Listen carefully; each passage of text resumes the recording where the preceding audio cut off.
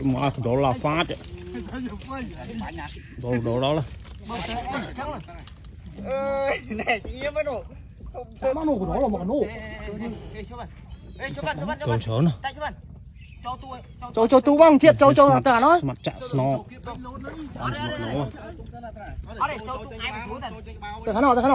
Từ nó mình bảo là bây giờ.